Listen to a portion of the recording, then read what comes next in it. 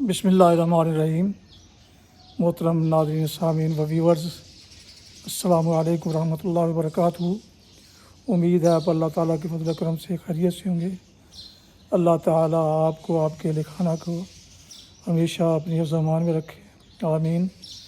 راہ ہدایت و نجات کے سلسلے کا ولاگ درس قرآن کا آغاز کرتے ہیں۔ درس ہوں گے جناب قاری حافظ مولانا محمد اقبال صاحب خطیب، جامعہ مسجد نگینہ، محلہ انصاریہ شہبرہ۔ اور اسے میں اپنے یوٹیوب چینل بشیر رشیدی سے آپ کی خدمت میں پیش کر رہا ہوں۔ اگر آپ نے ابھی تک اسے سبسکرائب نہیں کیا تو ضرور سبسکرائب کیجیے اور شیئر بھی کیجیے، بیل آئیکن کو ضرور پریس کیجیے تاکہ آنے والے ایسے روحانی اور قرآنی ولاگ جو روزانہ کی بنیاد پر پیش کی جاتے ہیں سراسر باعث خیر، باعث برکت اور باعث ثواب ہیں، آپ تک اور دوستوں تک باقاعدہ اور بر وقت پہنچتے رہیں۔ شروع کرتے ہیں درس قرآن۔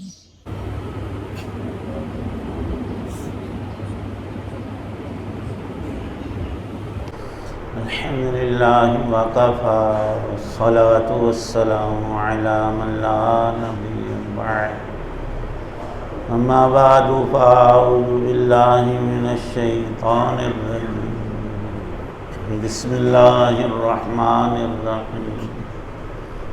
والسابقون السابقون اولئک المقربون فی جنات النعیم، ثلۃ من الاولین وقلیل من الآخرین۔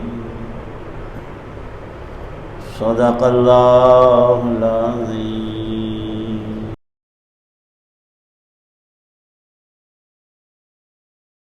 سورۃ الواقعہ کی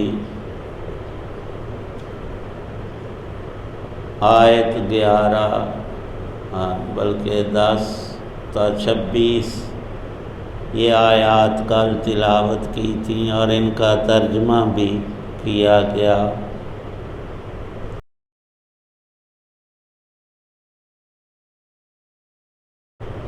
بنیادی بات احوال قیامت اور مناظر آخرت میں خلاصے کے طور پر 3 گروہوں کا ذکر اللہ رب العزت نے سورہ واقعہ کے اس موقع میں ارشاد فرمایا ہے کہ سب انسان اور جنات 3 گروہوں میں بٹ جائیں گے۔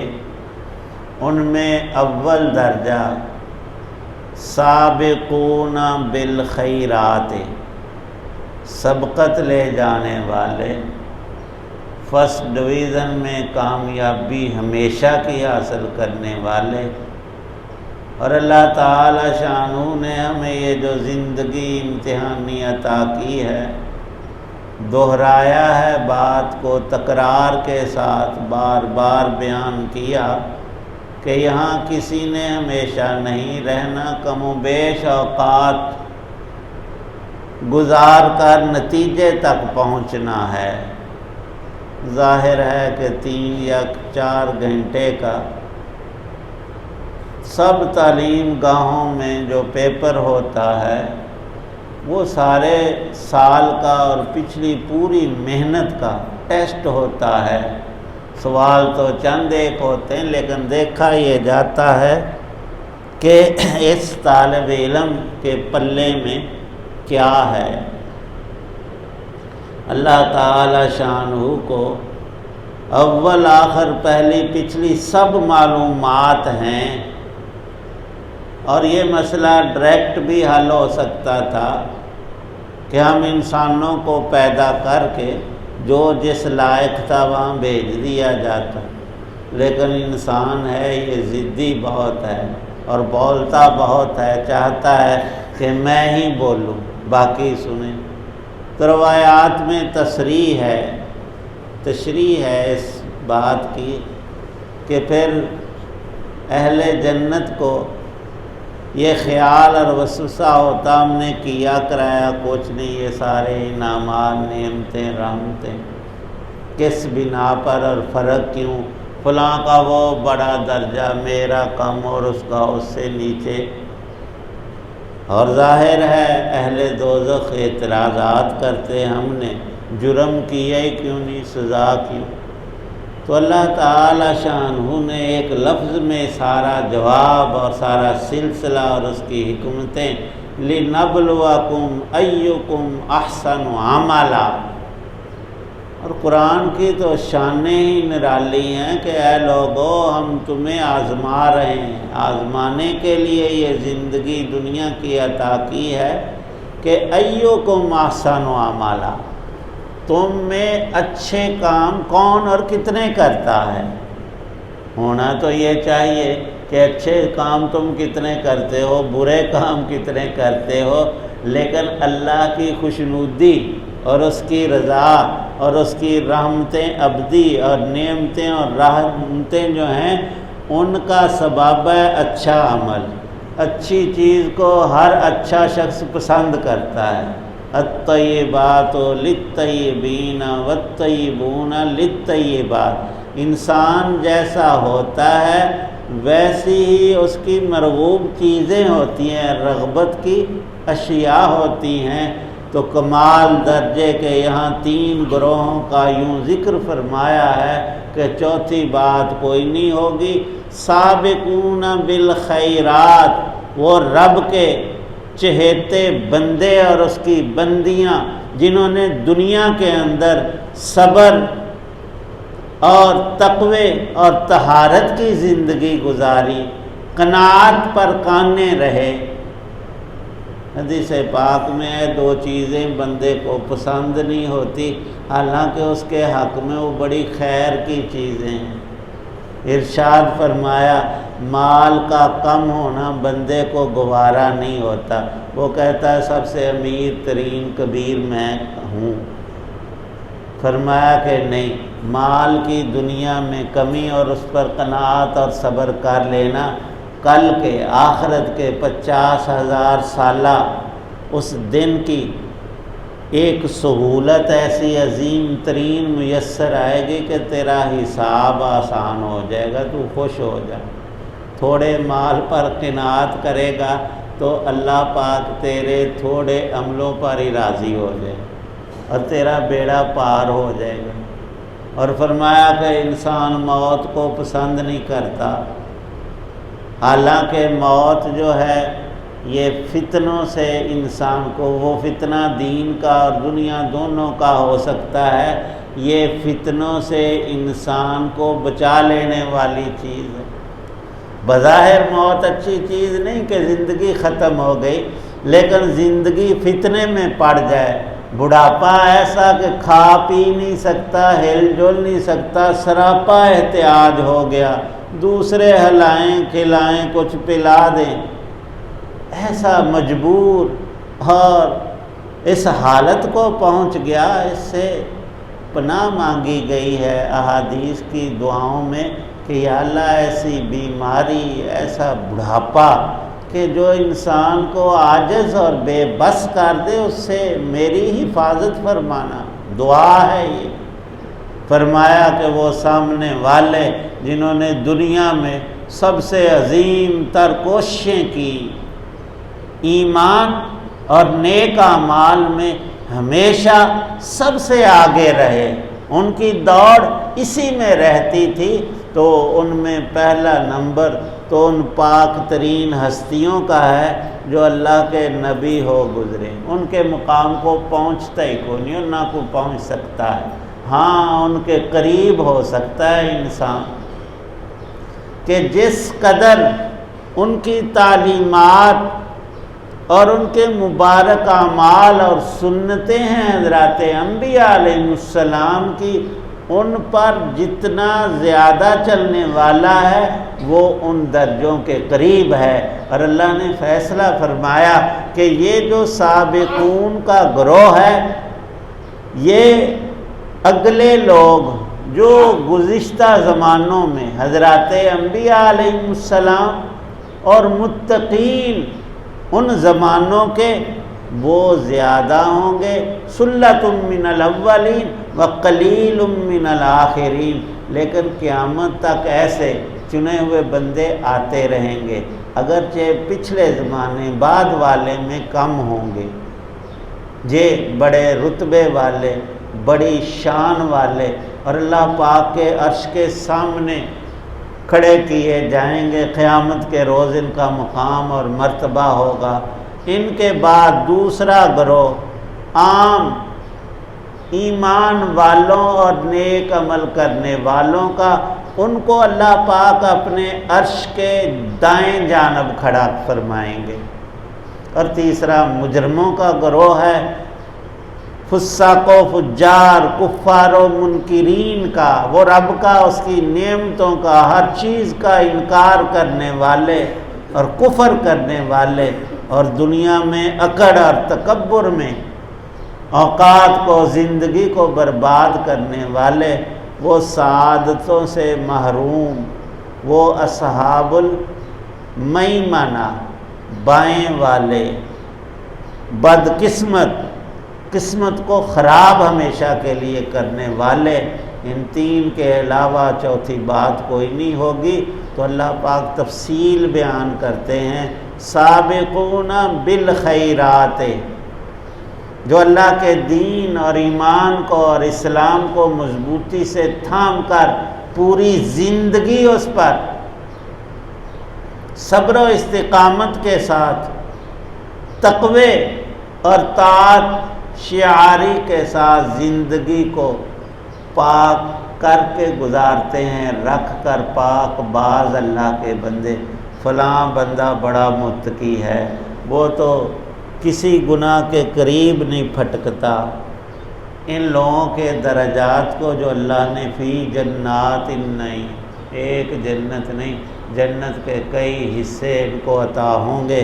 سلۃ من الاولین، پھر ان کا ایک نقشہ کھینچا ہے، علی سرر موضونہ، وہ تخت و تاج کے ایسے مالک، اور وہاں جنت کا وہ بادشاہ ہوگا، ہر جنتی اپنی جنت میں، کہ اس کا تاج ہمیشہ رہے گا، اس کے تخت کو کوئی اس سے چھینے گا نہیں، اور وہ ایسی راحتوں اور لذتوں اور اللہ کی خاص رحمتوں اور نعمتوں میں ہمیشہ ہمیش رہیں گے، کہ وہ تکیے لگائے مجلس میں، دوست احباب کی مجلس ہوگی اور اس میں بیٹھے ہوں گے، اور اس مجلس جنت کے اندر ایک خاص شان ہے۔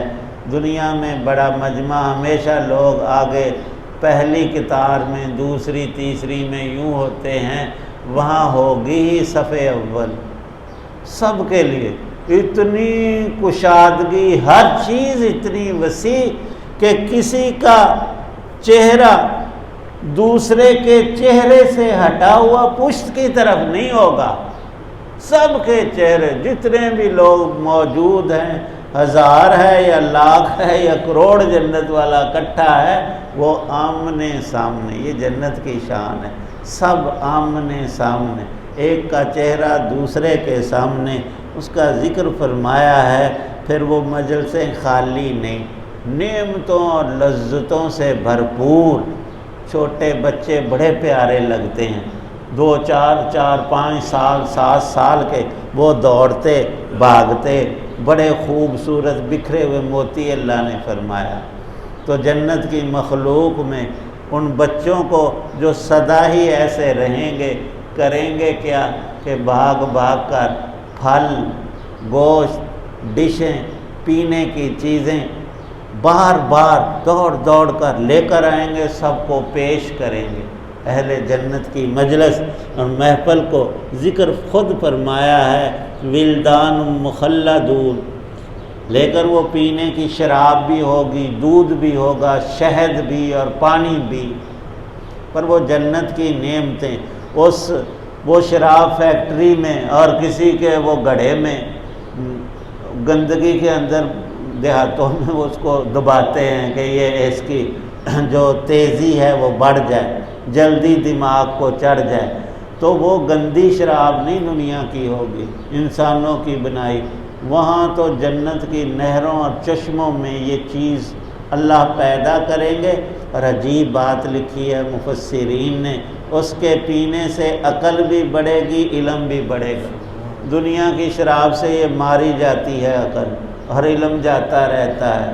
وہ شراب طہور اس کا نام رکھا ہے، یہ گندی شراب ہے، وہ پاک شراب ہے، وہ پاک لوگوں کے لیے اللہ نے خود پیدا کی ہے۔ اور لکھا ہے کہ جنت کی خوبیوں میں ایک یہ وصف بھی ہے کہ حضرات انبیاء علیہ السلام کو دنیا میں سب سے زیادہ علم وحی، آسمانی علوم اور اللہ کے علم کے خزانے سے علم عطا ہوتا ہے۔ عقل بھی سب سے بڑی اللہ انبیاء علیہ السلام کو عطا کرتے ہیں۔ وہ کتنی جنت میں بڑھیں گی دونوں چیزیں، علم اور عقل، اللہ ہی جانتے ہیں۔ لیکن لکھا ہے کہ ایمان والوں کو جتنی عقل اور علم اللہ نے دنیا میں انبیاء علیہ السلام کو عطا کیا، اتنا ایمان والوں کو جنت میں دیا جائے گا، اور پھر اس میں کمی کوئی نہیں۔ یہاں بوڑھے ہو جاتے ہیں، کمزور بیمار، ہمارے علوم اور عقل جو ہے وہ کمزور ہو جاتے، وہاں کمزوری کوئی نہیں، قوت ہے، اور قوت کے اوپر اور قوت ہے، اور بڑھنا تو ہے، گھٹنا نہیں۔ اس کی مثال بھی آئی حدیث پاک میں، جنت کا شخص ایک سیب، نام وہی ہے لیکن ان کے ذائقے الگ ہیں، شکل وہی ہوگی لیکن کھانے پر، چکھنے پر پتہ چلے گا کہ یہ کتنا برتر اور اعلیٰ اور عظیم پھل ہے۔ فرمایا سیب جنت والا توڑے گا، یہ نہیں کہ وہاں سیبوں کی کمی ہے، توڑتے ہی اسی ٹہنی کے اس موقع میں 2 اگائیں گے، 4 توڑو گے تو 10-20 وہاں پر اسی وقت۔ اور پھر یہاں تو موسم ہوتے ہیں، اور یہاں تو رکاوٹیں بہت ہیں ہر چیز اور لذت کے اصول میں، وہاں تو کسی بھی چیز میں۔ فرمایا پرندوں، یہاں بھی ذکر ہے کہ پھل لائیں گے وہ لڑکے، دوڑ دوڑ کر پینے کی چیزیں لائیں گے، خاص طور پر پرندوں کے گوشت کا بھی ذکر فرمایا۔ جنتی دیکھے گا ایک پرندے کو، چاہے گا کہ اس کے کباب، اس کے تکے، اس کا بھنا ہوا گوشت اور یوں روسٹ ہوا میں کھاؤں، تو وہ پرندہ فوراً ہی وہ سب کچھ بن کر پلیٹوں میں ڈل کر سامنے آ جائے گا بغیر وقت گزرے۔ دنیا کی چیزیں آٹومیٹک اور یوں آ رہی ہیں، یہ ایک ادنا سا تھوڑا سا نمونہ اللہ پاک دکھا رہے ہیں۔ اب دنیا میں جتنی ترقیات ہیں سب اللہ ہی کے حکم سے ہیں۔ ارشاد فرمایا کہ ان نعمتوں کو غور کرو اور ان کے لیے انتھک محنت کرو، اور بہت سے لوگ کر گئے ہیں اور انہوں نے پا لیا ہے اللہ کے نیک۔ ہمیں ترغیب دی جا رہی ہے کہ یہ نعمتیں، یہ رحمتیں، یہ راحتیں، یہ لذتیں تمہارے لیے رب نے پیدا کی ہیں، اب تمہاری مرضی، جتنی محنت کوشش کرو گے اتنا پا لو گے۔ چاہیے تو یہی کہ فرسٹ ڈویژن میں اور اعلیٰ ترین نمرات میں جو لوگ کامیاب ہوتے ہیں ان کو سارے ہی لوگ خصوصی ان کو پیشکشیں بھی ہوتی ہیں کمپنیوں اور لوگوں کی طرف سے، اور اپنے اور غیر سب ان کو تہنیت بھی پیش کرتے ہیں، مبارک ہو مبارک ہو۔ اللہ فرماتے ہیں یہاں آخری آیات میں سابقون الاولون کے بارے کہ وہ جنت ہے ہی دار السلام، وہاں کوئی کبھی گالی گلوچ، بری گندی بات، چیخ و پکار، شور و شغب کچھ نہیں ہوگا۔ کیا ہوگا؟ بہترین حسین آوازوں میں فرشتے بھی اور اہل جنت بھی سلام سلام، وہاں بات ہی سلامتی کی ہوگی، خوشی کی ہوگی، راحت اور عزت کی ہوگی۔ تو ان نعمتوں کو پانے کے لیے تھوڑی سی دنیا کی زندگی میں محنت چاہیے، اور اسی کا یہ نمونہ پورا ہمارا اسلام ہے۔ ایمان کے بعد نماز ہے، ذکر اذکار، نیک اعمال، ان میں خاص طور پر قرآن پاک کی تلاوت بھی ہے۔ اللہ پاک ہم سب کو نصیب فرمائے۔ الحمدللہ رب العالمین، والصلاۃ والسلام علی رسول اللہ۔ ربنا آتنا فی الدنیا حسنۃ فی الآخرۃ حسنۃ وقنا عذاب یا رب کریم سب بیماروں کو تندرستی عطا فرما، ہماری تمام پریشانیاں دینی دنیاوی دور فرما، بیماریوں سے، رنج و غم سے، کلفتوں سے یا اللہ ہماری حفاظت فرما، کرم فرما، فضل مہربانی فرما، راحتیں خوشیاں دین دنیا کی آخرت کی نصیب فرما۔ جتنے بھی اہل ایمان دنیا سے چلے گئے ان کی بخشش، خاص کر ہم سب کے والدین میں سے آباء و اجداد، اہل تعلق، رشتہ دار، ہمارے محسنین دینی دنیاوی، سب کو اپنی شایان شان یا اللہ درجات کی بلندی عطا، معذب ہوں تو عذاب سے نجات بخش، نیکوں کے درجے اور بلند فرما۔ یا رب کریم سب مسلمانوں کو ہمیں دین کی سمجھ عمل کی توفیق، حسن خاتمہ نصیب فرمانا۔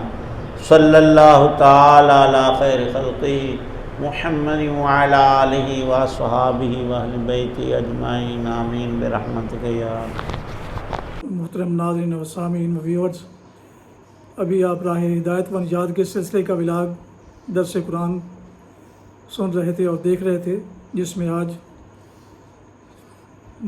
مدرس تھے جناب قاری حافظ محمد اقبال صاحب، اور سورہ واقعہ کی آیات مبارکہ 10 سے 14 کی تلاوت، ترجمہ و تفسیر بیان کی گئی، اور اسے میں نے اپنے یوٹیوب چینل بشیر رشیدی سے آپ کی خدمت میں پیش کیا۔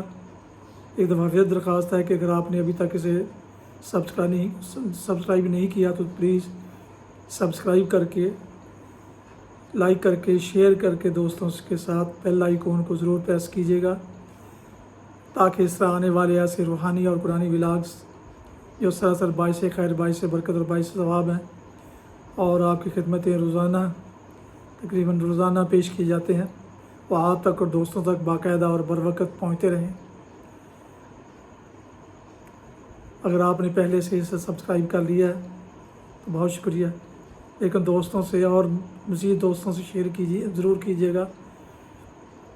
اللہ تعالیٰ آپ کا حامی و ناصر ہو، اللہ تعالیٰ آپ کو، آپ کے اہل خانہ کو ہمیشہ اپنی حفظ و امان میں رکھے، آمین۔ اپنا بہت خیال رکھیے گا، اپنی دعاؤں میں پاک وطن، والدین، آباء و اجداد، اعزاء اقارب، دوستوں احباب کے علاوہ اس ناچیز کو بھی ان میں شامل فرمائیں تو انتہائی شکر گزار ہوں گا۔ آج کا ولاگ اس دعا کے ساتھ ختم کرتے ہیں کہ آپ اور آپ کے اہل خانہ جہاں بھی رہیں خوش رہیں، شاد باد رہیں، آباد رہیں، آمین۔ السلام علیکم ورحمۃ اللہ وبرکاتہ۔